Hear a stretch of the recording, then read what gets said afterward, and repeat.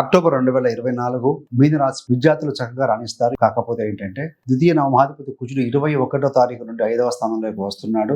మీలో కాంపిటేటివ్నెస్ పెరుగుతుంది, కానీ సమయపాలన కావచ్చు, ప్లాన్ ఆఫ్ యాక్షన్ కొంచెం ల్యాకింగ్గా ఉండే అవకాశం ఉంది.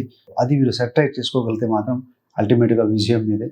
ప్రేమ ఎప్పుడైతే కుజుడు, శుక్రుడు, రాహు కోణంలోకి వస్తారో 21 నుండి ఈ స్థితి వచ్చినప్పుడు ఏంటంటే ఆ లవ్ అనేది బియాండ్ స్టేజ్కి వెళ్తేప్పుడు ఇది కరెక్ట్ కాదు. సో అది మీకు కాస్త రాహు దృష్టి ఉండటం వల్ల చెక్ చేసుకోవాల్సిన అవసరం ఎంతైనా కనపడుతుంది. వృత్తిలో ఏ విధంగా ఉంటుంది అంటే దశమాధిపతి గురుడు తృతీయంలో ఉండి వక్రీకరించాడు. వృత్తి లేని వారికి ఉద్యోగం దొరుకుతుంది.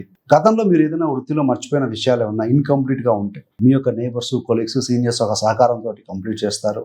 వ్యాపారంలో ఏ విధంగా ఉంటుందంటే సప్తమాధిపతి బుధుడు స్వస్థానంలోనే ఉన్నాడు. 9వ తారీఖు అక్టోబర్ వరకు పర్వాలేదండి. వ్యాపార భాగస్వామితో గొడవలు, క్లయింట్స్తో కూడా కొంతమందితో ఏదైనా చిన్న మాట పట్టింపులు రావడం ఉండే అవకాశం ఉంది. కాబట్టి